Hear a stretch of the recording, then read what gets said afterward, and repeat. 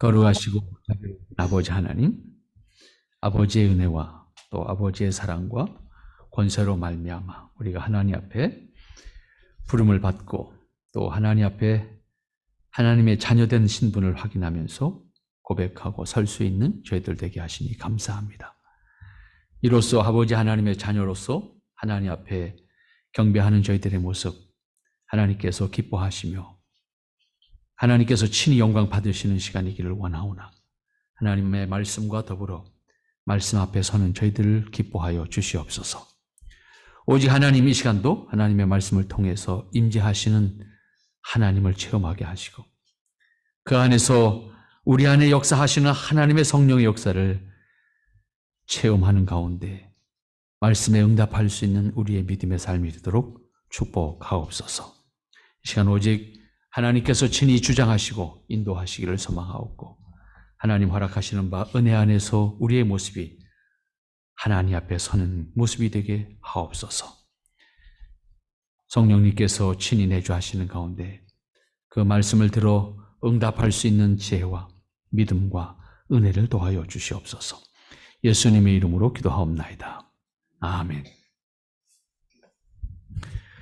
네. 오늘 아모스서 마지막 부분 함께 보도록 하겠습니다. 오늘 11절 말씀부터 15절까지 아모스 선지자를 통해서 그 주변 국가들의 하나님의 심판에 대한 말씀을 예언하게 하셨는데 그 말씀을 통해서 무엇을 우리가 깨우칠 것인가, 또 하나님께서 아모스 선지자를 통해서 무엇을 말씀하시고자 하는가 우리 마음에 새길 수 있는 그런 시간이면 좋겠습니다. 그 중에 우리가 눈여겨봐야 될 것, 지난 시간에 한번 말씀을 드렸습니다만은 서너 가지 죄라고 하는 것이 계속 반복되고 있는 것을 볼 수가 있습니다. 그 다음에 오늘 좀 더 주목해보고 싶은 것은 그 벌을 돌이키지 아니하시겠다. 유다와 이스라엘에 대해서는 긍휼과 자비라고 하는 단어를 썼는데 그것에 반해서 주변의 이방 나라들에 대해서는 그 벌을 돌이키지 아니하시겠다. 이 말씀을 아주 강조하거든요. 반복해서. 그러니까 유다와 이스라엘에 대해서는 긍휼과 자비라고 하는 단어를 덧붙여 주셨고 이방 나라들에 대해서는 돌이키지 아니하겠다라고 하는 거예요. 그러니까 결국은 하나님은 심판의 하나님으로서 이방인에게 있어서나 이스라엘에게 있어서나 똑같이 심판의 권세를 가지고 계신데 이스라엘에게 대해서는 자비와 긍휼이라고 하는 단어로, 그다음에 이방 곧 하나님을 믿지 않는 자들에게 대해서는 그 벌을 돌이키지 아니하시겠다라고 하는 말로 구별해서 가르쳐주는 것을 볼 수가 있습니다. 특별히 이 말은 이방에 대해서만 이렇게 표현하고 있는 것에 우리는 그런 의미에서 유의해야 될 것이다. 하나님께서 아모스에게 이방에 대한 심판을 예언하게 하면서 유다나 이스라엘에 대한 입장과는 전혀 다른 것을 분명하게 보여주고 있는데 이것은 결국 무엇인가? 다시 심판의 목적, 곧 하나님의 심판의 목적이 어디에 있는가라고 하는 것을 알 수가 있습니다. 이 사실을 확인하면서 우리가 어떻게 하는 것이 그 하나님의 특별한 사랑에 대한 우리의 반응으로서의 신앙일까? 이것을 우리가 확인할 수 있어야 될 것이고 이방에 대한 심판을 말씀할 때 알 수 있는 것은 바로 그 심판의 목적이 하나님의 백성들을 위한 것이다 라고 하는 것을 알 수가 있습니다. 물론 그 백성들을 통해서 궁극적으로는 하나님의 뜻을 완성하는 거예요. 하지만 우리 피조물의 입장에서 보면 하나님의 백성들을 위한 하나님의 배려라고 하는 것도 우리가 분명히 알 수가 있습니다. 그리고 철저하게 하나님의 백성에 대해서는 긍휼과 자비로 대하시겠다. 언제? 심판의 때에. 그래서 같은 심판이지만 자비와 긍휼이 있는 심판이고 그 벌을 돌이키지 않는 심판이고 이 개념이잖아요. 이방 나라들의 경우 이미 하나님의 심판을 받아야 할 사람들로서 하나님의 긍휼을 덧입을 수 없다는 사실, 그것을 분명하게 하는 말씀입니다. 이것은 그리스도인이 최종적으로 하나님 앞에 설 수 있는 것과 승리할 수 있는 것 역시 우리의 자력으로가 아니라 하나님의 자비와 긍휼로 설 수 있다라고 하는 것을 우리는 깨우쳐야 될 것이고, 그런 의미에서 전적으로 하나님의 긍휼과 자비의 은혜가 우리 마음 가운데 분명하게 있어야 될 것이고, 그것에 대한 감격으로, 그것에 대한 감사로 응답하는 신앙이 우리의 신앙이어야 한다라고 하는 겁니다. 하나님 앞에 조건을 걸고 이렇게 해주면 내가 이렇게 하겠습니다라고 하는 신앙의 형태는 기독교에 없다, 그런 의미입니다. 조건에 의한 하나님 앞에 서는 것이 아니라 하나님의 자비와 긍휼을 깨우쳐서 은혜 앞에 우리가 응답하는 자세로 나아가는 것이다. 그것이 복음신앙이다라고 하는 것을 분명하게 깨우쳐야 할 것입니다. 오늘 이방에 대해서는 심판을 하시는데 그 심판의 그 이유 내지는 심판의 근본 원인이 무엇인가를 중심으로 살펴보겠는데, 왜냐하면 하나님께서 그 심판을 말씀하시면서 결코 그 벌을 그들에게서 돌이키지 않겠다 그렇게 말씀하시거든요. 그러면 왜 하나님은 그렇게까지 말씀하시는가? 여러분들이 한번 눈여겨보시기를 바랍니다. 먼저 11절 말씀 보면 여호와께서 가라사대 에돔의 서너 가지 죄로 인하여 내가 그 벌을 돌이키지 아니하리니 이는 저가 칼로 그 형제를 쫓아가며 긍휼을 버리며 노가 항상 맹렬하며 분을 끝없이 품었음이니라. 노와 분을 끝없이 품었다. 하나님은 왜 이방에 대해서 심판을 하시겠다고 말씀하시면서 이런 설명을 하고 있을까? 무턱대고 하나님은 무서운 분의 개념으로 우리가 이해해서는 안 되는 의미가 여기에 있습니다. 하나님께서 일방적으로 아무런 이유 없이 내가 너희들을 책망하겠다, 심판하겠다, 벌을 주겠다 그렇게 공갈하시는 분이 아니다, 그런 의미입니다. 하나님께서 말씀하시는 심판은 단순히 하나님의 기분풀이를 하기 위한 감정 조절 기능이 없어서 분노를 폭발하시는 개념으로 사람들을 두렵게 하는 그런 것이 아니다라고 하는 의미입니다. 비록 그것이 누구에 대한 심판이나 형벌이든지 반드시 거기에는 이유가 있다는 것이고, 유다와 이방 이스라엘 주변에 있던 강대국가들에 대해서 심판을 말씀하시는 지금 이 말씀 안에서도 다르지 않습니다. 단순히 이방 나라기 때문에라고 하는 것으로 그들을 미워하는 것이 아니라 이방 나라들에 대한 심판은 그들이 행한 악에 대한 심판인 것을 분명하게 말씀하고 있다는 겁니다. 이 사실을 확인하면서 하나님의 심판이 어떠한 것인지를 우리는 다시 한번 확인할 수가 있어야 되겠는데, 먼저 11절 말씀 본 것처럼 에돔에 대한 심판을 말씀하면서 그 이유를 설명하는 것을 볼 수가 있습니다. 그런데 그 에돔 사람들이 어떻게 했다고 했습니까? 저가 칼로 그 형제를 쫓아가며 긍휼을 버렸다. 노가 항상 맹렬하며 분을 끝없이 품었다. 그들이 행했던 것이 무엇인가 하면 긍휼을 버리고 노를 항상 맹렬하게 품었다. 그리고 그 분을 끝까지 품었다. 에돔에 대해서 심판을 하셔야만 했던 이유를 분명하게 말씀하는 겁니다. 그것은 그들이 이스라엘과 유다에 대해서 행했던 악행을 콕 집어서 말씀하는 것이기도 하고, 그들이 강대국가를 형성하는 과정 속에서 행했던 악을 말씀하는 것이기도 합니다. 곧 에돔 사람들이 전쟁에서 긍휼을 버렸다는 의미입니다. 인류 역사에 있어서도 우리가 전쟁의 과정 속에서 참혹함을 경험하면서 적어도 전쟁을 할 때에도 이렇게 해야 되겠다. 참 말이 안 되죠. 전쟁에서는 이겨야 될 답이지. 그러나 적어도 전쟁을 하더라도 왜? 너무 참혹하니까.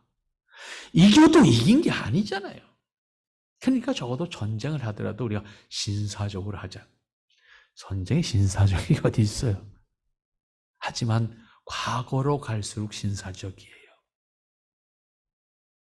칼로 싸우면 1대1이에요. 권총을 가지고 싸울 때도 1대1이에요. 지금은 안 됩니다. 아무도 모르게 어디서 날라온지도 모르게 쏩니다. 이건 신사적인 게 아니지요. 그러나 모두 그렇게 싸우니까 그건 어쩔 수 없고 그건 능력이야. 우리 현재 사회에서 보면. 다만 그렇지만 이런 것은 쓰지 말자. 그런 조약을 맺어요. 1차 세계대전, 2차 세계대전을 겪으면서 전쟁을 하더라도 최소한도 서로 최소한도 지켜야 될 도리는 우리가 지키자. 항복하면 죽이지 말자. 뭐 그런 거잖아요. 포로에 대해서도 인권을 존중해 주자. 이런 약속을 한 거잖아요. 거기서 무기와 포로에 대한 협정을 체결하는 거예요. 적어도 무기도 이런 건 쓰지 말자. 국제협약에서 서로 지키자고 한 무기 금지, 다시 말하면 어떤 무기는 쓰면 안 된다. 이걸 서로 가입하자. 그런데 오늘 아모스는 에돔 사람들이 행한 악을 이렇게 말합니다. 그 형제를 쫓아가며 긍휼을 버렸다. 쫓아간다는 말은 이미 도망가고 있다는 거잖아요. 쫓아가서 긍휼을 버렸다는 말이 뭐예요? 무자비하게 죽였다 그 얘기잖아요. 적어도 패해서 도망가는 사람이라면 항복을 유도해야지. 그런 얘기죠. 항복하는 사람들에 대해서도 무차별하게 폭행과 함께 죽였다는 것입니다. 도망치는 사람들까지도 쫓아가서 자비를 버렸다. 긍휼을 버렸다. 아무리 전쟁일지라도 항복하는 사람들에게는 자비를 베풀어. 도망치는 사람들에게는 퇴로를 열어주어서 끝내는 항복하게 해야 된다. 최소한도 살생하지 않도록 그러면서 전쟁을 이길 수 있도록 하자는 겁니다. 전장에서 이러한 말은 결코 쉬운 얘기가 아닙니다. 죽일 수 있을 때 죽여야 전쟁을 이길 수 있다는 논리이기 때문입니다. 그러나 이 말씀을 보면 아무리 전쟁이라도 패자에 대한 최소한도의 자비가 있어야 되지 않겠느냐. 쫓아가서 도망가는 사람들을 쫓아가서 자비를 긍휼을 버렸다. 또한 전쟁에서 경험할 수 있는 것은 분노가 분노를 낳게 합니다. 옆에 있는 동료가 죽어갈 때 그 죽음 앞에서 내가 어떻게 하는 것이 맞는 이야기입니다.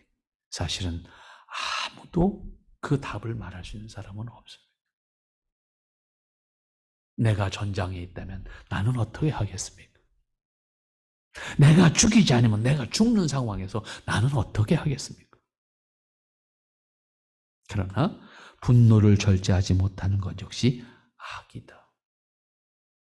어떤 상황에서도 분노를 조절하지 못하면 자신만이 아니라 모든 사람에게 아픔과 고통이 됩니다. 이거는 일상에서도 다르지 않습니다. 분노로 사람을 죽이는 일은 합당하지 않다는 말씀입니다. 이것은 전장만이 아니라 일상에서도 다르지 않다. 평소에도 사람의 관계를 분노로 행하는 것은 결코 아름다운 열매가 없습니다. 고통과 아픔을 더하게 됩니다. 분노와 함께 행하는 것은 그것은 언제나 폭력과 아픔을 동반하게 됩니다. 그것이 비록 말로 행하는 것일지라도. 전쟁 범죄는 더합니다. 원리와 상황에서 만들어지는 그런 괴리감을 느끼면서도 살기 위해서 내가 어떻게 해야 되겠는가? 옆에 있는 동료가 죽어갈 때 나는 어떻게 행동할 수 있을까? 분노가 분노를 낳기 때문에 이런 말씀을 하는 겁니다. 정당한 전쟁에 있어서도 분노로 대응하는 것은 결국 많은 사람들의 희생을 낳게 하기 때문입니다. 이것은 그리스도인들에게 신앙으로 임하는 우리의 삶에 있어서의 자세, 지혜도 가르쳐 주는 겁니다. 어떠한 상황 속에서도 분노로 행하지 말라. 그 분노로 행할 때는 악과 아픔과 고통이 몇 배나 더해지고 그로 말미암아 있게 되는 상처는 치유되지 않는다. 매우 어렵다. 어떠한 관계도 다르지 않아요. 가장 가까운 사람과의 관계, 자녀들과의 관계, 모든 이웃들과의 관계 다르지 않아요. 그것은 결과적으로 우리 모두에게 아픔이 됩니다. 오늘 아모스 선지자를 통해서 에돔의 심판을 말씀하는 가운데 분명하게 제시하고 있는 그들이 심판을 받지 않으면 안 되는 이유를 이렇게 설명을 하고 있는데, 더 나아가서 우리가 생각해 보게 되는 것이 뭡니까?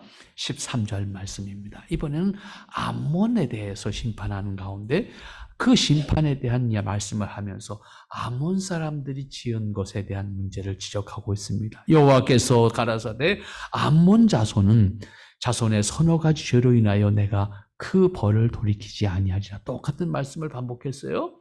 그 다음 또 이는 왜냐하면 저희가 자기 지경을 넓히고자 하여 길르앗의 아이벤 여인의 배를 갈랐음이니라. 모든 죄는 하나님을 잃어버린 인간의 이기심으로부터 출발하게 됩니다. 인간관계에서나 하나님과의 관계에서나 다르지 않습니다. 모든 죄는 인간의 이기심으로부터 출발하는데, 하나님을 잃어버림으로써 인간은 철저하게 자기중심의 가치관, 자기중심의 의식을 가지게 됩니다. 이기적인 의식과 함께 본능적으로 자신을 지키고자 하는, 혹은 자신의 욕구를 채우고자 하는 그러한 인간의 모습이 되었습니다. 이러한 사실은 인간의 행동을 연구하는 사람들에 의해서도 충분히 증명되고 있는 것을 볼 수가 있습니다. 인간이 행동하는 요인이 무엇일까? 그 중에 가장 중요한 것, 가장 모두가 공유하고 있는 것은 본능적인 것입니다. 인간의 본능입니다. 먹어야 하는 본능입니다. 성취감입니다. 이러한 것들을 채우기 위해서 사람은 행동하게 됩니다. 가장 기본적으로는 생존 본능의 작용입니다. 그러나 사람은 그것으로 만족하지 않습니다. 그 다음에는 성취 본능이 작용을 합니다.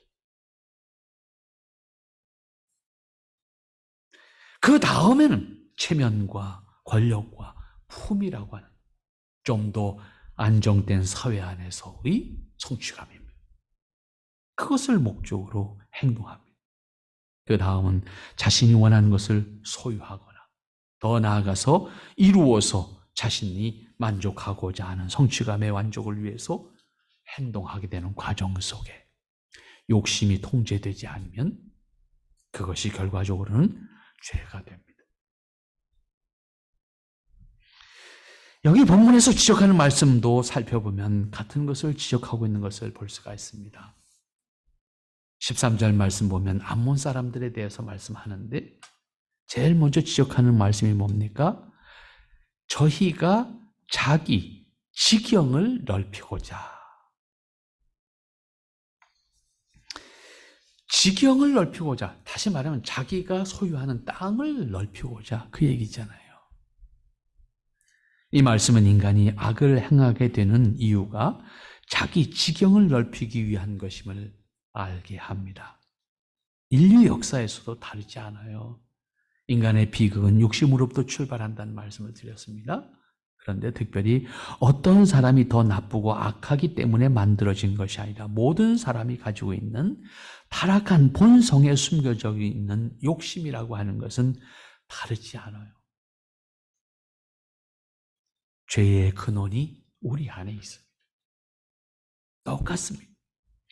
인류 역사에서 알 수 있는 것은 결국 인간이 부족 간의 싸움에서 국가 간의 싸움으로 발전하는 과정을 보면 결국 뭐예요? 땅 따먹기예요. 여기까지가 내 땅이야 라고 하는 개념을 설정하게 되면 그때부터 싸움이 나는 겁니다. 인류 전쟁 역사가 다 그랬어요. 우리 한반도 역사와 다르지 않아요. 한반도에 정착하면서 농사를 짓기 시작할 때 호족의 개념이 형성되고 그 과정 속에서 땅을 확보하기 위한 싸움을 하기 시작하는 거예요. 이 한반도에는 수없는 기록이 없는 전쟁이 있었습니다. 그 전쟁이 커져서 형성된 것이 우리가 흔히 알고 있는 삼국시대입니다. 삼국시대 이후에도 끊임없는 전쟁이 계속되었습니다. 이스라엘도 다르지 않습니다. 결국 가나안 땅에 들어가서 땅을 차지하면서 결국 원주민들과의 땅에 대한 갈등 아닙니까? 그 갈등이 지금까지 계속되는 아픔과 고통으로 남아 있습니다. 그런데 아모스 선지자를 통해서 하나님께서 지적하는 암몬의 문제는 자신들의 지경을 넓히기 위해서 무자비하게 악을 행한 것 때문에 그들이 심판의 대상이다라고 말씀합니다. 그들이 자신들의 영토를 넓히기 위해서 악을 행하되 어떻게 했다고요? 아이벤 여인의 배를 갈랐다. 다른 말 표현이 안 되죠. 이거 어떻게 표현해요? 무자비한 거예요. 인간의 욕심이 행위로 나타날 때 얼마나 악한 것인가. 다른 말로 표현할 수 없는, 어떤 것으로도 대신 말할 수 없는 악한 현상을 아이벤 여인의 배를 갈랐다. 실제로 인간은 자신의 욕심을 충족시키기 위해서 다른 사람의 생명을 빼앗는 것은 물론이고 그 수단이 잔혹하고 무자비하다는 것을 말씀하는 거예요. 이것은 지금 러시아가 우크라이나를 침공해서 벌써 1년 반이라고 하는 시간 동안 전쟁을 계속하고 있습니다. 처음에는 두 나라 간의 전쟁인데 이제는 결국 대리전입니다. 어느 쪽도 밀릴 수 없는, 서방은 미워도 무기를 공급해 줄 수밖에 없는 상황이 됐습니다. 얼마나 많은 사람들이 지금 그 전쟁에서 죽어가고 있는지 아무도 모릅니다. 서로 발표하는 숫자가 다르고 그건 또 다른 전술이기 때문에 그대로 믿을 수도 없습니다. 그러나 분명한 사실은 얼마나 많은, 최소한도 수십만 명이 죽었을 거다. 이미 충분히 추론할 수 있는 이야기입니다. 그 죽음의 길을 간 사람들 얼마나 많은 고통을 당했을까. 또 그 가족들은 지금 얼마나 아픔 가운데 있을까. 전쟁이 끝난 다음에 어떻게든 희생당한 사람들이 어느 정도 되는지, 어떻게 희생을 당했는지, 어떠한 고통을 당했는지 밝혀지게 되면 한 가지, 인간이 얼마나 어리석고 인간이 얼마나 완악하고 인간이 얼마나 폐역한 존재인지를 우리 모두가 스스로 고백해야 될 겁니다. 전쟁에서 얻은 것은 아무것도 없습니다. 분명한 사실 하나가 있습니다. 인간은 악하다는 겁니다. 누구도 악하다는 겁니다. 아담이 타락한 이후에 인간의 모든 죄는 욕심에서 시작되었습니다. 그 욕심을 충족시키기 위해서 사람들은 무자비하게 행동합니다.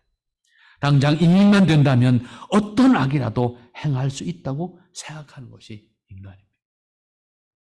인간의 욕심 때문에 자기 꾀에 자신이 빠지게 되고 죄의식마저도 무뎌지면서 악한 일에 대해서 둔감해집니다. 그렇게 되면 욕심을 채우기 위해서 무엇이든지 어떤 일이든지 할 수 있다는 것을 생각합니다. 사람들에게 공급해서 사람들이 망가지는 것이 분명함에도 불구하고 마약을 팝니다. 그것을 통해서 얻는 이득이라고 하는 것은 노동을 해서 얻는 이득과는 비교가 안 되는 것이기 때문에 너무나도 쉽게 자신의 소득을 위해서 다른 사람을 희생시키는 겁니다. 우리 사회 속에서 경험하고 있는 참 부조리한 것들 보지 않습니까? 그러한 행동을 통해서 인간은 다른 동물보다 가장 비열하고 포악하고 잔인한 존재인 것을 스스로 증명하는 겁니다. 늘 말씀드립니다. 동물들은요, 아무리 포악한 동물도요, 배 부르면 안 잡아먹습니다. 먹잇감이 앞에서 놀아도 관심 안 가집니다. 배 고플 때만 잡아먹습니다. 유일하게 다른 존재가 하나 있는데 인간만 다릅니다. 인간은 배가 불러도 창고에 쌓아 놓으려고 잡아먹습니다. 그런 의미에서 그리스도인은 우리가 극복해야 될 한 가지 있습니다. 땅에 살면서 욕심으로부터 자유해야 합니다. 참 어렵습니다. 왜? 사회 속에 있기 때문에. 혼자 있는 것이 아니기 때문에. 눈에 보이고 경쟁해야 됩니다. 이 과정 속에서 욕심을 버린다는 것은 패자의 길을 가는 것이기도 합니다. 때문에 무소유하라는 것이 아닙니다. 정당하게 하라는 것. 무엇이든지 욕심으로 하면 그것이 스스로에게 화가 됩니다. 욕심을 위해서 악행을 자초하는 것은 결과적으로 사탄이 좋아하는 일이고 결국은 하나님 앞에 어리석음으로 설 수밖에 없는 것이고, 오늘 에돔에 대한, 암몬에 대한 심판을 말씀하시면서 그들을 심판하시겠다고 하는 하나님의 뜻을 밝힐 수밖에 없었던 것은 그들이 욕심으로 그들의 지경을 넓혀가는 과정 속에 행했던 악이 그들의 심판의 근거다라고 말씀하고 있습니다. 그렇게 해서 사실은 에돔과 암몬은 실제로 이스라엘 주변의 강대 국가가 되어 있었습니다. 그래서 이스라엘도 자신들도 저런 강대 국가, 문명 국가를 만들었으면 좋겠다라고 하는 입장을 가지게 됐던 겁니다. 그러나 하나님께서 다시 그들의 모습을 평가하면서 말씀하십니다. 먼저 12절 말씀 보면 내가 대만에 불을 보내리니 보스라의 궁궐을 사르리라.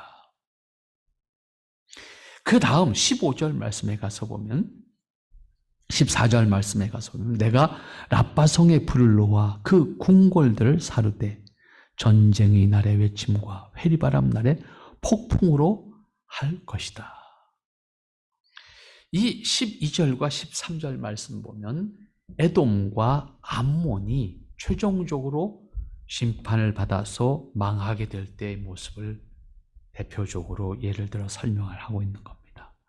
하나님의 심판은 단순히 분풀이나 감정에 의한 것이 아니라 인간의 악행을 근거로 하는 합리적인 공의를 행하시겠다라고 하는 선언입니다. 따라서 여기서 심판을 예언하면서 에돔과 암몬에 대한 심판의 근거가 무엇인지를 제시하셨습니다.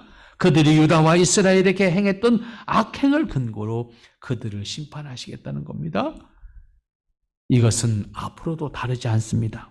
그렇기 때문에 비록 완전하지 못하지만 하나님의 의를 살기를 기뻐해야 하는 것이 그리스도인의 모습입니다. 또한 하나님께서 기뻐하시는 모습과 관계 안에서 우리가 살아야 한다는 것도 분명히 다짐해야 될 문제입니다. 아모스 선지자를 통해서 하나님께서 밝히시는 것은 앞에서 살펴본 것처럼 에돔과 암몬 사람들이 행한 악에 대한 심판이 있을 것이라고 예언한 것인데, 그러면 어떻게 심판하실 것인가? 그것을 말씀하시는 내용을 살펴보면 먼저 12절에서 표현하고 있는 거지요. 내가 대만에 불을 보내리니 보스라의 궁궐들을 사르리라. 여기서 에돔 사람들의 중심 도시를 지칭하는 도시 이름들인데 그 중심 도시들을 불로 태우겠다는 겁니다. 여기서 중요한 심판의 도구는 불입니다. 불은 심판의 도구로서 하나님의 공의를 나타내는 권세의 상징입니다. 불은 생명을 잃게 할 뿐만 아니라 존재 자체를 사라지게 합니다. 이러한 표현이 다시 14절에서 같이 나옵니다. 내가 랍바성에 불을 놓아 그 궁궐을 사르겠다. 이 표현 역시도 같은 맥락에서 이해할 수 있는 말씀으로 남겨질 것입니다. 여기서도 확인할 수 있는 것은 성과 궁궐을 불사르시겠다. 역시 심판의 도구로서 불을 사용하시겠다고 하는 뜻을 밝히고 있습니다. 결국 불은 심판의 도구고 동시에 그 불은 마지막 지옥 권세 안에서도 다르지 않은 모습으로 인간에게 주는 고통을 연장선에서 생각해 볼 수가 있는 겁니다. 왜 굳이 불로 심판하시겠다고 하는가? 라고 하는 것은 그 심판이 여기서만이 아니다. 그런 의미입니다. 그 심판은 영원한 것이다. 라고 하는 것으로 생각할 수 있는 겁니다. 이어서 살펴봐야 될 것은 꼭 두 군데서 같이 말씀하고 있는 것이 있어요. 그게 뭡니까? 궁궐을 사르겠다. 심판의 관정에서 불로 사르되 궁궐을 사르시겠다. 이것은 이 세상에서 사람들이 최고의 권위로 생각하는 것이 궁궐입니다. 사람들이 의지하는 최고의 권위이기도 하고 사람들이 바라는 최고의 권위이기도 하고 그들이 의지하는 통치자이기도 하고 그들이 자랑하고 있는 권세이기도 합니다. 그런데 하나님은 그 궁궐을 불사르시겠다라고 말합니다. 세상의 권세 잡은 자들에 대한 심판을 의미하는 것이고 세상의 사람들이 의지하고 있는 것에 대한 심판이기도 합니다. 세상이 의지하고 있는 최고의 권세라고 할지라도 반드시 하나님의 심판의 대상이고 그들을 심판함으로써 하나님 되심을 증명하시겠다라고 하는 의미입니다. 세상은 권력을 의지합니다. 세상은 그 권력을 자랑합니다. 권력을 최고의 명예와 가치로 생각합니다. 그러나 그 최고의 권세를 가지고 있다 할지라도 반드시 심판의 대상이 될 수밖에 없다는 사실을 말씀하는 겁니다. 그 권력으로 행한 악에 대한 심판은 권력을 가진 자의 몫이고 권력은 하나님의 권세를 위탁받은 것이기 때문에 반드시 위탁하신 하나님의 뜻대로 사용해야 되는 것인데 하나님의 뜻을 이루는 도구로만 사용해야 될 것인데 그 권력을 자신의 목적을 위한 도구로 사용할 때 결과적으로 가장 처참한 고통을 당하게 되는 요인이 될 것이다 라고 하는 것이고 그 권력을 의지하는 백성들 역시 패망하게 될 것이다. 실망하게 될 것이다. 소망이 없게 될 것이다 라고 하는 것을 우리에게 보여주는 말씀입니다. 세상에서 소유한 물질과 권세와 능력과 비례해서 그 책임 또한 그 사람에게 있다는 것을 반드시 기억해야 될 것입니다. 아는 만큼 누림이 있지만 동시에 책임도 있습니다. 소유한 만큼 누림이 있지만 그것에 대해서도 책임이 있습니다. 지식도 권력도 소유한 것만큼 따르는 책임이 있다는 것을 분명히 기억해야 하고 그것을 바르게 사용해야 되는 책임이 있다고 합니다. 그것을 바르게 사용함으로 많은 사람들에게도 유익하게 해야 된다는 것도 분명한 책임입니다. 나아가서 하나님이 기뻐하시도록 사용하는 것은 하나님을 믿는 사람들의 책임이고 도리입니다. 내게 소유되어진 것이 하나님의 뜻대로 사용되어지도록 해야 된다는 겁니다. 그렇지 않으면 소유한 것들이 유익하기만 하는 것이 아니라 반드시 그 소유한 것을 통해서 아픔과 고통을 동반하게 될 것입니다. 높은 자리에 올라갈수록 같은 논리가 적용됩니다. 그러한 의미에서 내가 할 수 있는 것만큼 내가 누릴 수 있지만 동시에 똑같은 비중으로 책임도 있다. 이 사실을 반드시 기억해. 좀 더 실제적으로 표현하는 것은 저희의 왕은 그 방백들과 함께 사로잡혀 가리라. 15절 말씀이에요. 결국은 왕은 물론이고 그 신하들까지도 모두 사로잡혀 갈 것이다. 세상이 의지하는 것, 세상이 자랑하는 것, 세상이 부러워했던 것이 심판 때에 왕과 그 방백들까지도 모두 사로잡혀 갈 것이다. 하나님의 심판 앞에서 아무것도 아니다.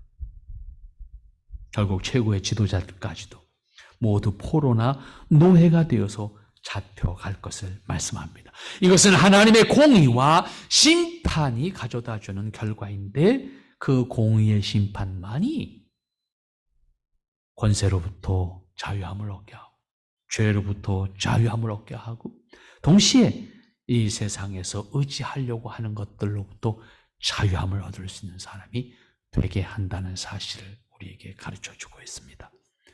오늘 우리가 에돔과 암몬에 대한 심판을 말씀하시면서 우리에게 가르쳐주시는 믿음의 지혜입니다. 다시 한번 기억하면서 우리가 세상을 살 때 오직 하나님만을 공의의 하나님으로, 하나님만을 최고의 명예로, 하나님만을 최고의 권세로, 그분의 뜻을 기뻐하는 것이 그분 안에 있는 우리들에게 주어진 특권인 것을 확인하면서 하나님의 뜻을 살아서 승리할 수 있는 여러분들 될 수 있기를 바랍니다. 기도합니다. 거룩하신 아버지 하나님, 참 감사합니다. 아버지께서 허락하신 은혜를 통해서 이 땅에서 아버지의 뜻을 살게 하시니 감사하고 아버지의 은혜로 함께하도록 역사하시니 감사합니다. 주님 기억하시고 하나님께서 축복하실 때 아버지 하나님의 크신 은혜로, 아버지 하나님의 크신 영광으로 오직 하나님의 뜻을 이루어 드릴 수 있는 복되고 아름다운 자들이 되게 하시고 언제까지나 주께서 기뻐하시는 아름답고 복된 자들로서 승리할 수 있는 주님의 권속들이 되게 하여 주시옵소서. 아버지의 사랑과 은혜로만 함께 하시고 거룩하고 아름다우신 역사를 온전히 이루어갈 수 있는 주의 권속들이 되게 하여 주시옵기만을 간절히 빌고 소망하오니 주께서 허락하시는 바 아름답고 귀한 모습, 아버지 하나님의 자녀된 모습으로 인도해 주시옵소서.